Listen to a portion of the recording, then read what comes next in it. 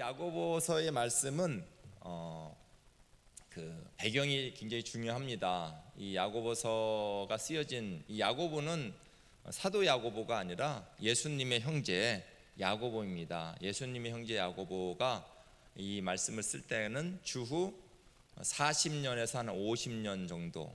그러니까 그때가 어느 시기냐면 그 예루살렘에 큰 핍박이 와서 그 모든 그 성도들이 흩어질 때예요. 그러니까 이제 물론 그 성도들 가운데는 이방인도 많았겠지만 대부분이 어떤 사람들이 있겠어요? 유대인들. 그래서 이 야고보서는 누구에게 이 서신을 받아보는 사람들이 누구냐면 흩어진 유대인들이에요. 유대인 기독교인들. 유대인 기독교인들.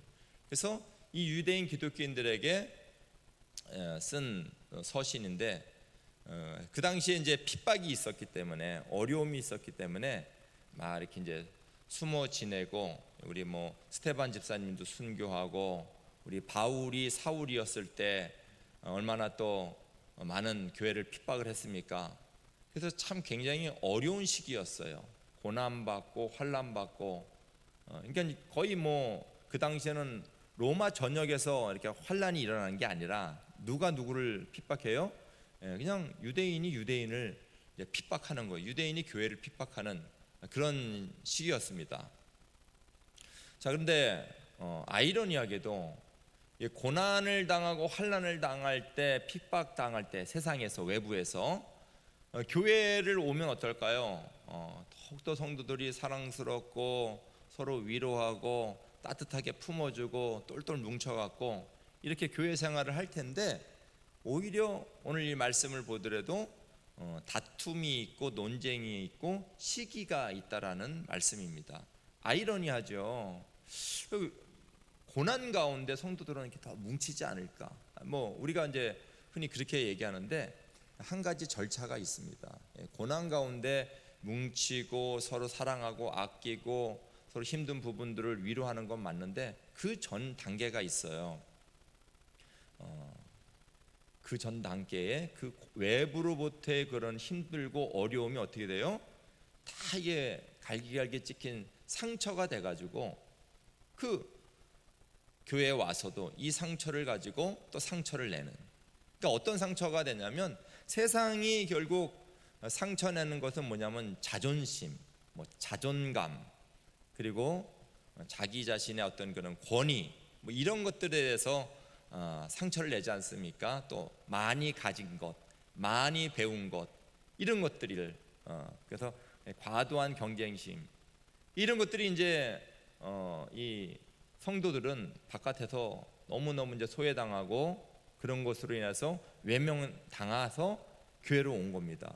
그러면 교회 와서 성도들끼리 서로 아픈 상처를 싸매주고 감싸줘야 함에도 불구하고 오히려 타박을 한다는 거예요. 심리적으로 어떤 것이냐면 어려움을 당했을 때 내가 여유를 가지고 이렇게 대처하는 거는 그건 굉장히 이렇게 이제 믿음으로 볼 때는 믿음의 성숙이 있는 거예요. 그럴 때 불쌍히 여기고. 그러나 이제 그 전까지는 어려움을 당할 때 똑같이 이제 세상 사람들처럼 같이 폭발하고 같이 으르렁거리고 같이 어깨를 견주고 같이 시기하고 질투하고 자기 자존심을 내세우는 그런 격이 되는 것입니다. 그게 이제 그러한 시간에 아주 절묘하게 이제 그 야고보 이제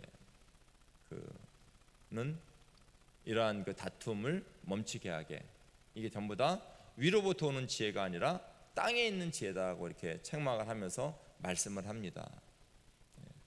그 이스라엘 백성이 여러분 광야에서 엄청난 고난을 받았죠, 그죠? 그래서 그 신명기 8장 2절 3절에 보면 그런 말씀 있는 거 아니겠습니까? 하나님께서 낮추시게 하고 줄이게 하시고 네가 알지도 못하고 네 조상도 알지 못하는 만나를 네게 먹인 것은 사람이 떡으로만 사는 것이 아니요 하나님의 입으로 나오는 모든 말씀으로 살리는 줄 알게 함이라. 그러니까 떡으로 산다는 건 뭐예요? 결국 그 말이에요. 떡, 배불러서 힘세서 이 세상 힘으로 사는 게 떡으로 사는 인생입니다. 근데 하나님의 말씀은 그게 아니죠. 사랑의 말씀이고 우리가 하나님을 의지하면서 살아가는. 그러니까 결국 그런 고난과 어려움이 있었을 때 이스라엘 백성이 가나안 땅 들어가기 전까지는 항상 어떤 게 많았어요? 입에서 불평과 불만이 있는 거예요. 그러니까 어려움이 있으면 사람은 결국 그 본성이 드러나게 돼 있습니다. 그러니까 하나님께서 우리를 변화시키기 위해서 고난을 주시고 어려움을 주시는데 이 고난으로 바로 우리가 상처를 싸매주고 아름다운 덕을 기리고 이렇게 하는 게 아니라 이 고난에서 우리의 뭐가 드러나는 거예요? 본성이 드러나는 거예요. 본성이. 그래서 결국 그 본성으로 원망하고 불평하고 서로 싸우고 이런 이제 일이 빚어진 다음에서야 이것이 다 하나님의 훈련을 받은 다음에야 가나안 땅에 이제 들어가게 되는 것을 볼 수 있습니다. 그런 차원에서 오늘 말씀은 하늘의 지혜를 따르라는 그런 말씀을 합니다. 하늘의 지혜를 따라가는 삶을 살아가는 사람이 되라고 이렇게 말씀을 합니다. 우리 3장 13절 보시면 너희 중에 지혜와 총명이 있는 자가 누구냐? 그는 선행으로 말미암아 지혜의 온유함으로 그 행함을 보일지니라. 그러니까 너희 중에 지혜와 총명이 있는 자가 누구냐? 이 말은 너희 중에 지혜로운 자가 정말 있냐는 말이에요.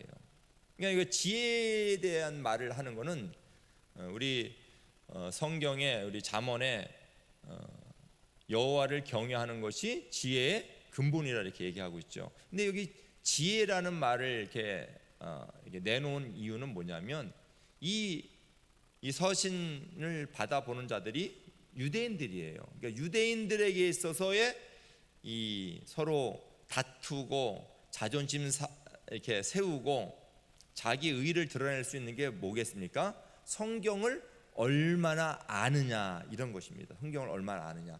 그러니까 이게 지혜라는 말을 썼어요. 그러니까 유대인들에게서는 지혜는 뭐냐? 여기 이제 뭐 야고보서 그 행함을 강조하기도 하지만은 그냥 유대인들은 성경을 아는 게 그게 의예요. 그래서 뭐 젖대고 이제 걷기 시작할 때부터 율법 토라를 줄줄줄줄줄줄줄 막 외우기 시작합니다. 그래서 여기에 보면은 항상 이렇게 주의시키는 게 있어요. 말. 왜? 말로 내가 이런 좋은 말을 하고 이걸 외우고 이런 거를 갖다가 습득해서 가르치고 그러면 그 사람은 선생님이고 의인입니다. 그래서 야고보서에서 그러지 않습니까? 다 뭐 되지 말라고요? 다 선생님 되려고 하지 말라. 이 말에 사람은 문제가 많기 때문에 이 말을 그냥 한다 그래서 이게 자기의 의의가 되고 자기의 자랑이 되는 게 아닌데 라면서 이렇게 주의를 시키는 것입니다. 그러니까 이런 말과 지혜, 그 유대인에게 있어서는 이런 것들이 이 지식적으로 하나님을 알고 지식적으로 성경을 아는 것이 자기의 자랑이 되고 자기의 의의가 돼서 이게 자기의 한마디로 보면 자존심이 되는 거예요. 이런 걸 가지고 굉장히 다투고 이런 거로 인하여서 서로 싸움이 있었다라는 것입니다. 아주 유대인 크리스찬의 성향을 잘 이렇게 말을 할 수 있는 게 지혜입니다. 하나님의 말씀에 대해서 지혜의 총명이 있는 자가 누구냐라는 것은 말은 그렇게 그럴듯하게 하고 지식은 많지만 진정한 지혜가 아니라는 거예요. 진정한 지혜는 뭐입니까? 그는 선행으로 말미암아 지혜의 온유함으로 그 행함을 보일지니라. 그러니까 여러분 지혜의 온유함으로 그 행함을 보일지니라. 이 지혜라는 건 여러분 좀 전에 지혜는 뭐라 그랬죠? 하나님을 경외하는 것. 지혜는 하나님 말씀입니다. 그러면 여러분 지혜의 온유함으로 그 행함을 보이는 것이 진정한 지혜지 말로만 하고 지식으로만 안다 그래서 그게 진정한 지혜가 아니라는 것입니다. 그럼 여기 보면 지혜의 온유함, 즉 말씀의 온유함이라는 게 어떤 뜻이냐면 이 온유함은 우리가 생각할 때 뭐 인자하고 좀 유연하고 이런 차원에서 따뜻하고 이런 차원에서의 온유함이 아니라 이 온유함이라는 원어적 의미는 절제입니다. 절제됨, 제압되는 거. 어떤 큰 힘에 의해서 제압되고 절제되는 단어예요. 그러니까 예를 들면은 열이 막 올라요. 큰 열병이 걸렸어요. 근데 그 열병이 의사의 치료와 약을 투여함으로 말미암아 열이 내렸습니다. 그럴 때 이 온유함이라고 온유하게 됐다. 프라우스 이렇게 프라우스 이렇게 설명을 합니다. 온유하게 됐다. 열이 어떻게 되는 거예요? 제압된 거예요. 치료로 인하여서. 또는 말망아지 있지 않습니까? 길들이기가 어렵잖아요. 그럼 아주 유능한 조련사가 와가지고 망아지를 막 들뛰는 것을 아주 지혜롭게 또 능력 있게 딱 조련을 해가지고 이렇게 말을 잘 듣게 그 막 펄펄 뛰던 애가 순해집니다. 그때 뭐라 그래요? 프라우스 뭐예요? 제압이 되었다 이겁니다. 그러니까 여기서 보면은 지혜의 온유함으로 제압된다는 건 하나님의 말씀으로 그런 모든 행동과 또 행동 양식이 절제되고 제압되는 걸 말하는 거예요. 단지 머리로 알고 입으로 뱉는다 그래서 줄줄줄 하나님 말씀을 외운다 그래서 그것이 지혜의 삶이 아니라 철저하게 하나님의 말씀으로 제압되는 삶을 말하는 것입니다. 이 사건이 어디에서 나오죠? 모세. 그 모세가 굿수 여인을 취합니다. 굿수 여인을 취하는 것으로 인하여서 그 미리암 모세의 누나죠. 그리고 아론 모세의 형이죠. 미리암과 아론이 모세를 빈정대면서 이렇게 후욕을 하죠. 그러면은 이제 굿수 여인을 취하는 게 뭐가 이렇게 나쁜 거냐? 뭐 그런 거예요. 네가 그 이스라엘의 지도자로서 그 이방 여인하고 그렇게 이제 두 번째 결혼을 한 것처럼 이렇게 얘기를 한 거예요. 그거는 빌미고 뒤에 이제 말이 나와요. 그들의 말이 뭐가 모세에게 불만이냐? 모세에게만 하나님께서 말씀을 주셨느냐? 모세만 하나님의 말을 들었느냐? 그게 이게 무슨 말이냐면 하나님으로부터 오는 그 권위가 누구에게 있어요? 모세에게 있는데 모세만 그런 권위가 있냐는 거예요. 자기들도 그런 권위를 받았다라는 것이죠. 미리암은 여선지자고요. 아론은 누굽니까? 제사장이에요. 대제사장. 그래서 모세의 권위에 딱 대항하는 거예요. 그러니까 이제 그들은 다툼이죠. 자기가 이제 형제인데도 불구하고 뭐 오래 떨어져서 살아서 그런지 몰라도 모세를 놓고 굉장히 그 경쟁심을 갖고 있는 거예요. 모세만 잘났냐? 모세만 하나님 아냐? 모세만 그렇게 권위를 가지고 있느냐? 이렇게. 근데 모세가 거기에 대해서 대꾸를 합니까? 대꾸는 하지 않고 이런 말씀이 있습니다. 모세의 온유함이 지면의 모든 사람보다 승하다 그럽니다. 그때 무슨 말을 써요? 온유함이라는 말을 써요. 그건 모세가 성격이 좋고 모세가 또 유연하고 이래서 성품이 좋아가지고 그 빈정대고 자기를 향해서 악한 말을 하고 자기를 견주어서 권위에 도전하는 그런 누나와 형에 대해서 이렇게 배려하거나 그냥 가만히 있는 것이 아니라 하나님의 말씀에 순복하여 제압된 거예요. 제압된 거예요. 그러니까 여러분 모세가 그렇지 않을 때가 있었죠. 모세가 펄펄 뛰들 때 40대에 나라를 생각하면서 뜨거운 열정으로 자기 이스라엘 백성이 이렇게 고난당하는 것을 보면서 펄펄 뛸 때 어떻게 했어요? 사람 하나 죽여가지고 살인자로 도망 나갔지 않았습니까? 펄펄 뛸 때는 자기 마음대로 막 그렇게 하면은 그것이 하나님을 위한 것인지 알고 했지만은 그게 아니고 이제 도망가고 이제 숨어 살았지 않습니까? 40년을. 그때 하나님께서는 그 40년의 기간 동안 모세를 알게 모르게 이렇게 하나님께서는 만들어 놓은 거예요. 그래서 우리의 삶도 마찬가지인 것입니다. 우리의 삶이 어떤 세상에서 우리가 어떤 받는 그런 핍박이 있어요. 고난이 있고요. 결국 그런 모든 고난이 우리의 자존심과 연결되고 또 우리를 소외시키고 실력과 자기의 능력과 돈과 어떤 지식의 부로 사람을 다 이렇게 깔아놓지 않습니까? 엄마들 만나면 맨날 누구 자랑하고 남편 자랑하고 자식 자랑하고 그 자랑이 되는지 모르지만 저는 원래 동창회를 저는 안 가는데 저 친구가 동창회 한번 참석했다가 막 열받아서 왔더라고요. 왜 그러냐면 전부 다 뭐 자기 남편 자랑하고 아내 자랑하고 애들 자랑하고 학교 어디 갔냐고 또 이제 직장 무슨 직장 다니냐. 이게 세상은 다 그런 거 아니겠습니까? 그럴 때 이것이 우리에게는 이게 다툼이 되는 거예요. 아픔이 되는 것이고 자존심을 깎아 누르고. 근데 이것이 제압이 되어야 됩니다. 그래서 어떻게 보면 교회에서 이런 것들이 이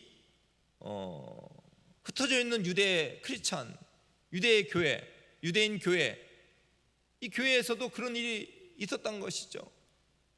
밖에서 외부로부터의 핍박, 어려움을 당하니까 그것이 안으로 갖고 들어와서 어떻게 보면 교회 안에서 이러한 다툼이 일어나는 거예요.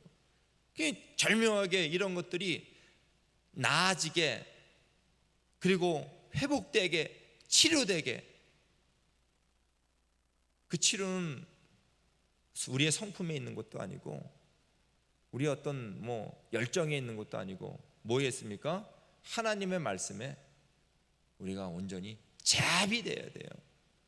그래서 뜨거운 열이 펄펄 끓었던 모세의 그 펄펄 끓었던 그런 혈기가 제압이 되어서, 그러니까 막 돌로 던지려고 하고 더 죽이려고 하고 치려고 하고 막 모세를 죽이려고 할 때 모세가 어떻게 해요?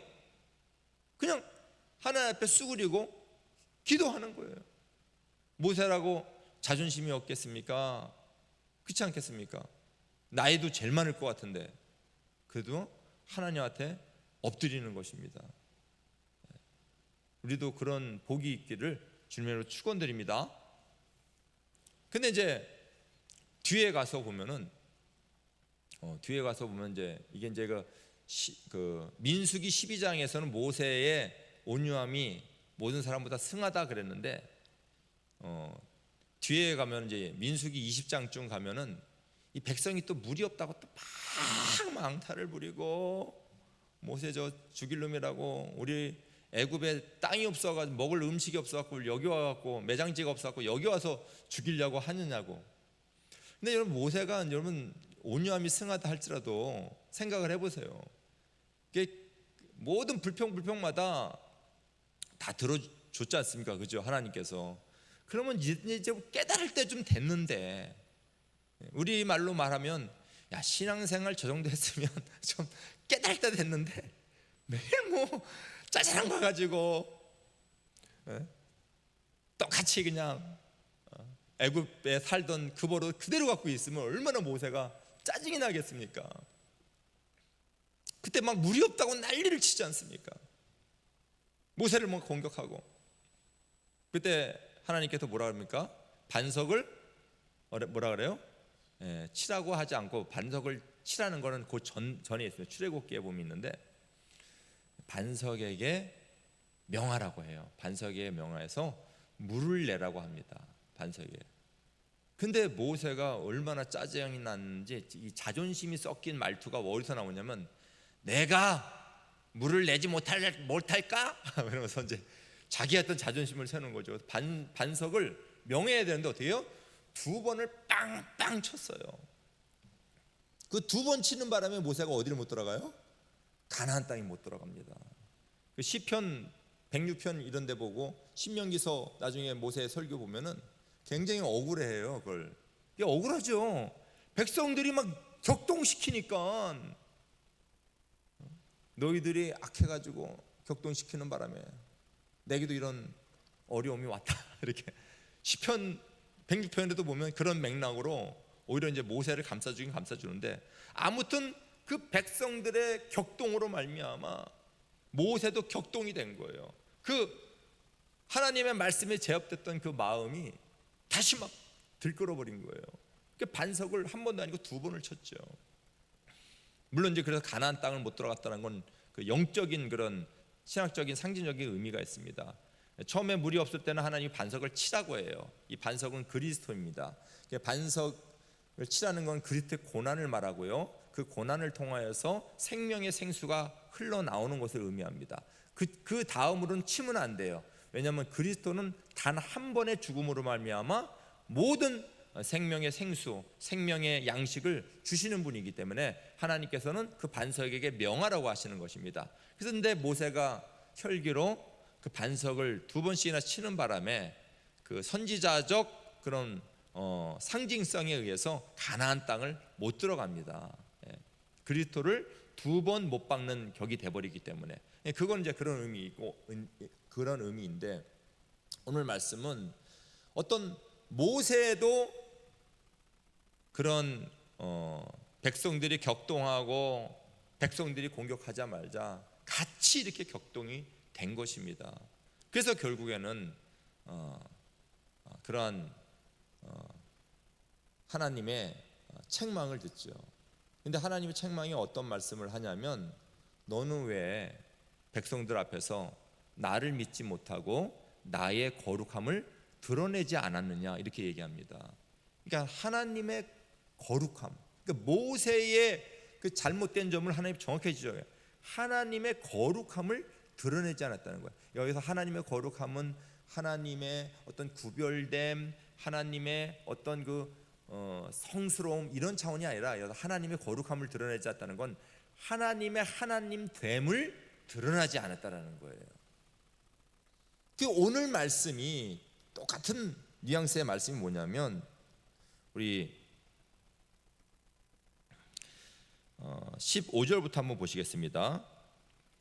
이 세상에 대해서 자랑하는 그 지혜는 아주 굉장히 격하게 표현을 하는데요. 이러한 지혜는 위로부터 내려온 것이 아니요 땅 위의 것이요 정욕의 것이요 귀신의 것이니, 시기와 다툼이 있는 곳에는 혼란과 모든 악한 일이 있습니다. 오직 위로부터 난 지혜는 첫째 성결하고, 다음에 화평하고 관용하고 양순하며 긍휼과 선한 열매가 가득하고 평경과 거짓이 없나니, 화평하게 하는 자들은 화평하로 심어 의의 열매를 거두니라. 여기 의의 열매라는 것이 어떤 말이냐면, 이게 법정 용어로서 구원의 의, 이런 얘기가 아니에요. 의의 열매라는 건 성도의 성도됨을 말하는 거예요. 아까 거룩함은 하나님의 하나님입니다. 그러니까 우리가 의의 하나님, 그럼 구원의 의, 그런 말을 아니라 하나님의 하나님됨이 의로우신 하나님, 거룩하신 하나님이에요. 마찬가지로 여기서 의의 열매라는 것은 성도의 성도됨을 말하는 거예요. 그게 화평이라는 것입니다. 그것을 우리가 간직해야 되는 것입니다. 여러분, 모세가 반석을 두 번 쳤어요. 잘못했죠. 하나님의 책망을 받았어요. 근데 반석에서 물이 나왔게요, 안 나왔게요? 나왔습니다. 무슨 말이냐?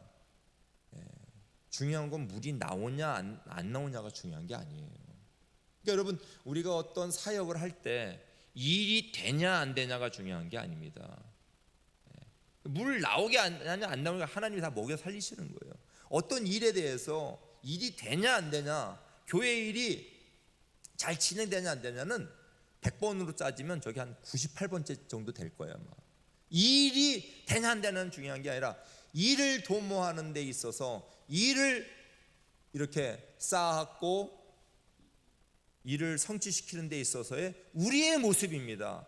우리의 모습이 정말 우리 주님께서 화목하게 하신 화평을 이루어서 우리의 됨됨이 하나님의 사람으로서 의와 거룩의 모습을 가지고 있는가, 이것을 오늘 말씀하고 있습니다. 우리의 모든 삶에, 모든 교회 현장에, 또 우리의 모든 사역과 사업과 모든 삶의 현장에 하나님의 말씀만이 우리의 주인이 되어서 그 말씀이 우리를 이끌고 또 말씀에 온전히 우리가 제압되어서 좀 하나님 말씀이 원하시는 그 말씀의 의를 이루고 화평을 이루는 그런 복된 하늘의 지혜로 사는 여러분 되시기를 주님의 이름으로 축원드립니다.